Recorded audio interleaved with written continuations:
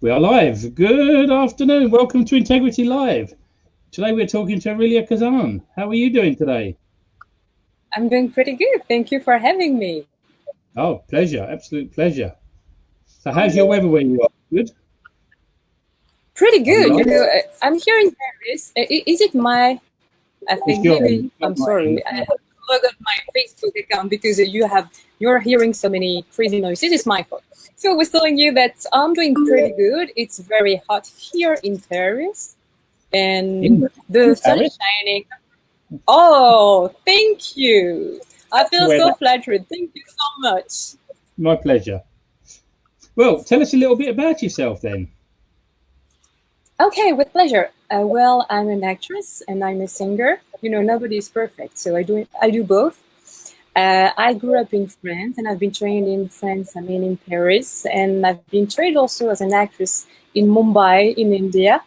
So yeah, it's quite special. I must confess that I've really felt like leaving Paris to go to India because I was in love with Indian cinema. I fall in love with Indian cinema. So I Oh, worked for Bollywood for a time, and then I came back to France because I was nominated as the Young Talent of the Cannes Film Festival. So I came back to France, and now I'm shooting and I'm singing also. brilliant. What do you like best? Is it singing or acting, or is there a mixture of both? Oh, this is a very tough question. My first love is music because I started as a violin player when I was very young. I started learning violin.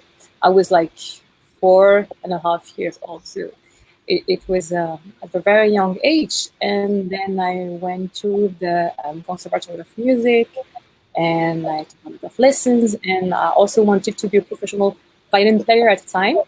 But to tell the truth, I had an accident with my arm, so I couldn't play, like 4 to 5 hours a day. And I was always now I feel much better. So you see, no problem.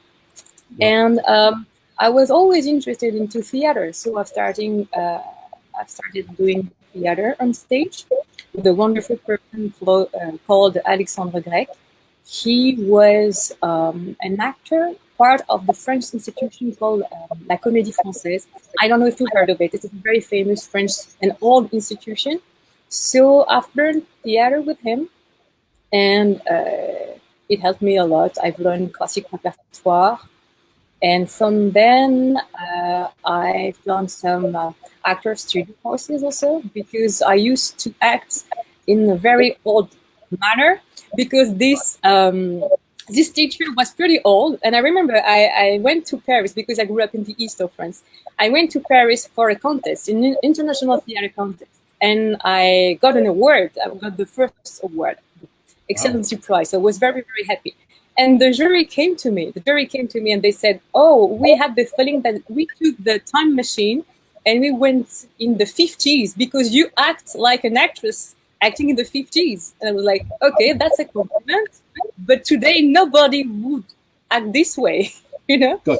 Yeah, yeah. So that's why I decided to take some lessons, the actor studio lessons, to get a better understanding of what's the way of people are acting these days.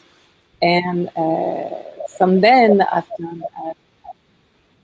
I shot for films, but for theater and then films. At the same time, I've done some musicals also, but it was not fully professional, but I've done some musicals on stage because as I could sing, I've done that.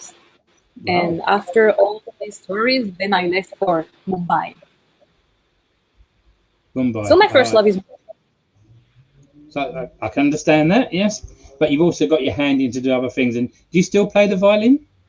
yes, I do. I do. Right. I'd love to play violin for a film Yeah. or on stage for a theater play. I'd love to. But I don't play as much as I used to play when I was young, of course, but I keep on playing. Good. Good to hear. I understand you're in the middle of, is it voice off recording session for a documentary? Is it France Television's Yes, Gateway at the exactly. Rendezvous? How's that going? Is that good? I love this is a wonderful exercise, really. I've done some dubbing also. Have you Okay. watched the film Bohemian Rhapsody? Yes. you like the film, I guess. Yes and no. I'm a big, huge Queen fan. No. So Yes, so it's an awesome film, but if you really love Queen, there are a lot of things that are just like wrong. You know what I mean?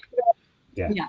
But I'm talking about this movie because I've dubbed this movie for the French audience. Oh, really? And yeah, but if you hear it, you would never ever recognize my voice, because try to guess the character I dubbed for this film. Oh no. I was going to say it's a difficult question. No, you would never guess, but you have another chance if you want to try your luck. Freddie's girlfriend in the film? I'm Freddie Mercury's mother. Oh, are you? Oh. Yes. Exactly, because the studio knew that I lived in India, so I could do the Indian accent while speaking in French or English. So they asked me, can you modify your voice for it to sound older? I said, no, elder, no problem, I'll do that. So that's how I became Freddie Mercury's mother. Oh, wow, what a great thing to say. Just to let you know, on the anniversary of Freddie's passing, I go to his house every year and put flowers outside his house. I've done for 20 years, every year. So I'm a big Queen fan, so yeah. I must watch the French version now to hear your voices. That'd be great. Yeah.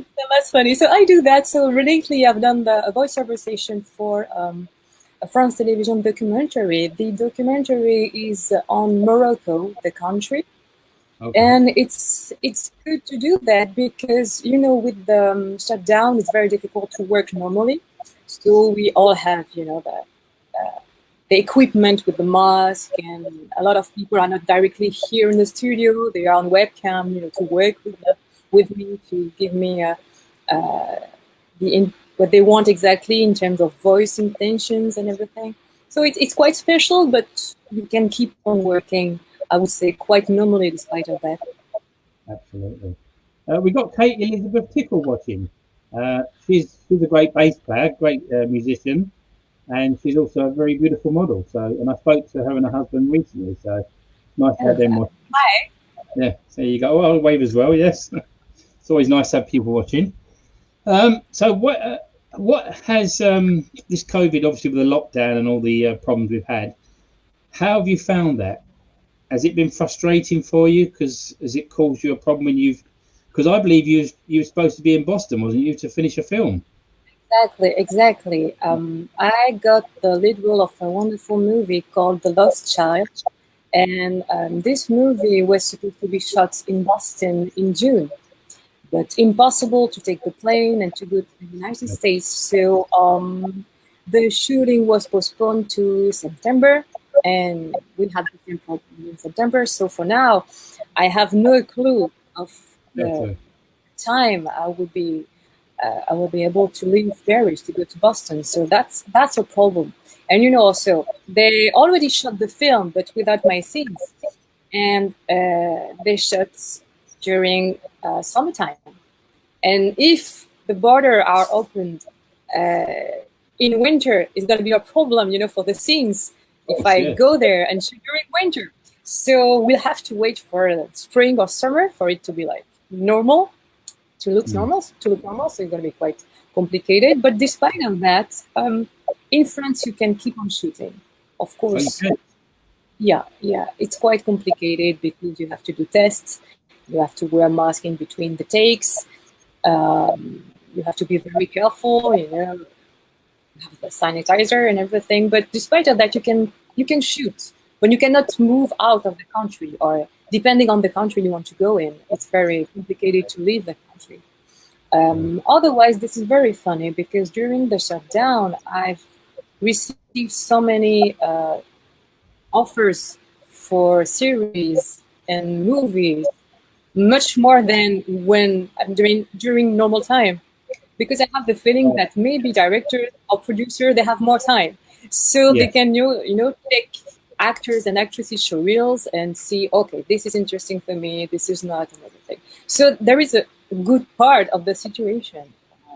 Absolutely. knowing that people can spend time discovering a new person and talents, I would say. Good. Well, I'm going to have to get you in touch with my friend Mirren Hawke, who's a film director on that, and he's a good script writer, because he's hoping to shoot in France. We was going to be soon, but nothing. So I'm going to put you two together and see what you can come up with, because I think you could work together well. Love That'd to. be good. Yeah, definitely. And also, one more thing, you're a brand ambassador, I believe. For is it Lux Infinity? Yes, exactly. I'm the brand ambassador of a French magazine called Lux Infinity. This is a magazine, a lifestyle magazine. Okay. Right. And it's very funny. I met these people a few years back through Facebook. You know, Facebook sometimes you have these friends. They, they had a look at my work, and for a few years they followed my work. Actually, they first saw a music video of mine. They liked my voice at that time, but they didn't know I was an actress also. And we became friends. And one day they offered me, the possibility to be the brand ambassador of this magazine, and I loved the offer. And of course, I love working with her because they are a very trustworthy person and people who work a lot. And we also want to mix luxury and charity, just not luxury for the sake of luxury, but we want it to be meaningful also. And that's why we've done different charity galas together, where I used to perform on stage, and then they sponsored the event, this kind of thing that we do together. That's brilliant. You've shot in quite a few countries, haven't you? Well, you mentioned India earlier. Do you like Yeah. shooting? And what's India like? Was it good shooting that in India? It's funny because the way you shoot as an actor, an actress in India is very different from the way you shoot in France, and maybe very different from the way you shoot in the US. I mean, in terms of acting, because the codes are not the same at all. And in terms of, the work you do in a day is very different also, because you shoot more hours in a day in India than you shoot, for example, in France. But yes, I shot in France, in India, in Haiti.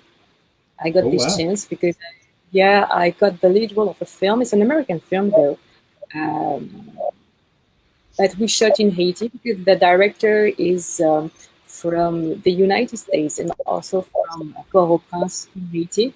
Gotcha. And it was a political story, and I shot in Port-au-Prince. And the full movie was shot in Haitian Creole. I first thought that we were going to shoot in English, but then I saw the script and I was like, what is this language? I don't understand a single word of it. And then the director told me, okay, this is in Haitian Creole and you're going to perform in Haitian Creole. I said, okay, no problem. You want me to perform in Haitian Creole? I'll do that. And it was very, very complicated. So I remember I went to the embassy in France and got trained, and I watched so many documentaries and everything. So once I was on the set, I performed there, and people from the team came to me after the takes, and they used to talk to me in Haitian Creole. And I was like, yes. Because I didn't know what to say, They thought I was fluent and was like, I cannot say no. So it was quite funny. And I was like, perfect, yes. And it was an amazing experience, and I received an award for this film from UNESCO. Congratulations. Young Talent for Peace award, and I got because of the story, because it was on political problem and about corruption and all that. And I think they appreciate that we all spoke in Haitian Creole, and that's why I also have a specific link with this country. And and I shot also in San Francisco for another movie, and hopefully in Boston when everything will be normal. And also thanks to that, I have the opportunity to shoot in different languages, and I love that. Whenever you perform in another language, you become different. You become another character. It's much easier than when someone is dubbing you. Because the way you pronounce the words and everything. And so yeah, I shot in French, of course, because it's my mother tongue, so it's not that complicated. But in French, in Creole, in English, in Serbian, and Hindi, because I was in Mumbai, I used to perform in Hindi. And lately, for a film, they asked me to perform in Arabic, and so I had to speak Arabic. So I love that. I love this kind of thing. I also perform in Hebrew. So, whenever I have the option to do these kind of roles, I jump into the opportunity, and I do that because it's so interesting, and it's a specific work to do as an actor. Absolutely, brilliant. Because you speak a few languages, don't you? I speak English. I hope so. Yeah. French. I use. Thank you. I know, like, I'm a little bit tired, so my accent is not incredible, but don't get scared. But I used to speak Spanish very well, but it's terrible. I feel ashamed because I forgot almost everything. Whenever someone is talking to me in Spanish, I understand, and I feel like answering in Hindi. So there is something wrong in my brain, I guess, because it shouldn't work this way. But yeah, I can speak Spanish if I have the script, and I speak Hindi. So do people approach you because they know you can speak a few languages? Yeah. Yeah. Yeah, Well, yeah. that's very handy. There is another movie I shot recently. I mean, this movie was released during shutdown here in France, Okay. and you can find it on YouTube because the director decided to give the movie as a gift on YouTube for free. So whenever you want to watch it, you can, but it's fully in French though, and I'm afraid there's no subtitles so far. And this film is called in English The Breakup. In French, it's La Rupture. And in that film, I play an Iranian actress. Okay. And I'm not Iranian. No, and I remember, I remember for the part when I went to meet the director. I had to perform in French, but with an Iranian accent. So I worked a lot, and this wonderful, wonderful actress called Kashifti Farhani. She's an amazing Iranian actress. So I watched so many films with her, and when I went to the casting, I came into the room with an Iranian accent. Wow. So when the director saw me, he really thought I was Iranian. That's brilliant. He didn't ask. He didn't ask, but he thought I was. Oh, wow. And I got the part. Well done. So I cannot, unfortunately, if you talk to me in Farsi, I won't be able to to reply. But I can perform in French with an Iranian accent. So wow. I think that having a musical background helps a lot. Absolutely. Because when you can play music, it's easier after that to pick up the languages or the accent with a little bit of work, of course, because you can notice that I have an accent when I speak French. But whenever I perform, then I don't have an accent anymore because you become someone else. So this. I think there is something in your brain that leave you at that time. I think most performers are like this. They've got their own person who they are, but when they go on stage, they're somebody completely different. That's funny. I don't know what's happening in your brain or in your body, but it's not the same person. No. Do you get nerves when you go on stage? Of course. That's terrible because I used to perform on stage as a singer. And I always ask for, a mic with the, how you call that in English? The stand? Yeah, exactly. Stand. Because whenever I don't have it, I shake so much and you can't see it, Right. So, but my hand is shivering. So now it's much better with time, but I really feel nervous and it's terrible. But at the same time, I love it. Whenever I don't feel this nervosity, I think that something is missing. So I think it's part of it. It is. There's a lot of famous musicians who, when you finally read their biographies, they tell you that 9 times out of 10, before they go on stage, either being sick or they're nervous and they're shaking and that. As soon as they hit the stage, the adrenaline gets to them and that's it. They're away. And that's great. Just before going on stage, you're just like why am I doing that? Why am I doing that? And once you're on stage, like, this is the place I want to be. So that's brilliant. Funny. How you've been to Cairns a few times, haven't you? The Cairns Film Festival. Have you found Cairns? Exactly. I love the Cairns Film Festival. It helped me so much because this is the opportunity to meet so many professionals at a time from London, from the United States, from India, from China, from everywhere. Everybody's coming to Cannes, and it's easier to meet them. I won't say that it's very easy to meet everybody, but it's easier. No. Of course, even the people from Paris, we never have time to meet because you run from one side of the town to the other one, and then you have a shooting, and then you have a photo shooting, then you have to perform. So it's an amazing opportunity for an actor to be there. And I used to perform also during fashion shows organized during the Cannes Film Festival. Yes. So I used to open the fashion shows. Actually, it's a mix between fashion and cinema. Yeah. And they asked me to perform as a singer, to do the link between the cinema, music, and fashion. So it's a very interesting exercise. And it's even more interesting because that people who are in the room, they are not coming to hear you singing. When I first started doing that, they came here to see the ramp show. Yeah. So if they don't like you, you will see it and you will feel it. So far, they liked it. So I'm on the safe side, but it's always a very good exercise. Yeah, absolutely. And I love it.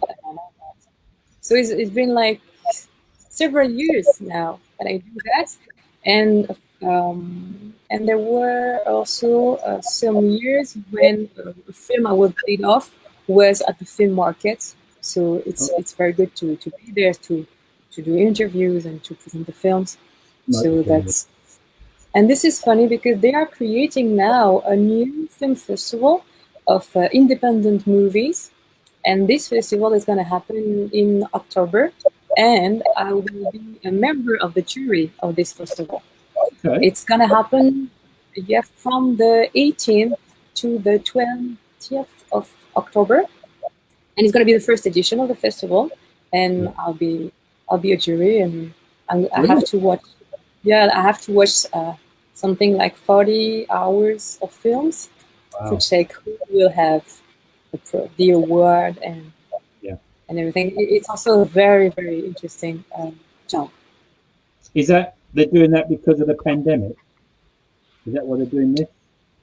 Well, this festival is the first edition, but for now, it's still on. Yeah. But of course, it was planned to receive a lot of people, and they will not be able to welcome everybody in the theater. So it's going to be very different from a normal festival, but still they really wanted it to happen. So far it's still happening for 2 days in October. Okay, good luck with that. Thank you. You as well. Have you got anything? Obviously, you've got to think about that. Let's say the pandemic and the COVID fades away a little bit. I don't think it's going to go away completely. It's going to fade away. Have you got anything planned apart from going to Boston? Have you got anything planned for the near future? For yourself? Yeah. I got one of the lead role of a new French series called One Day Everybody Will Know. And I'm the mean one. I'm the bad girl of the of the series. It's very, very interesting series. It's into politics, and it's a story of a young woman who is about to become the president of France. And episode after episode, you come to know that she's not the one she pretends to be, and she manipulates everybody. And I'm the one who's doing all that. And it's a very interesting series, and I'm very happy to be part of it. And we're gonna start shooting by the end of this month. Okay. So this is something that is happening now, but still, I don't know if we will be able to shoot as much as we plan to do because of the situation. And there is also another French series called I forgot the name. Jackson, yeah. And it's also a very interesting series, but now this is on hold because we need a lot of locations, open air locations, and so far it's impossible to go there and shoot. That's happening to a lot of people, unfortunately. Yeah. Yeah, exactly. It's sad, but still, we can meet each other. See, I see you. This is something. I also, I'm lucky to have these people who are following your show. So it's not like nothing was happening. So we need to be patient and to have more projects, more and more projects, and hope that one will happen and one will go to its end. But, yeah, we have to keep being positive. I think so. And anyway, we don't have any other option. No, it's true. Very true. I mean, it's important to be positive. Otherwise, we won't do anything. And what else? What next? It's not going to work this way. So brilliant. That's it. It's also time to write and compose if you do music.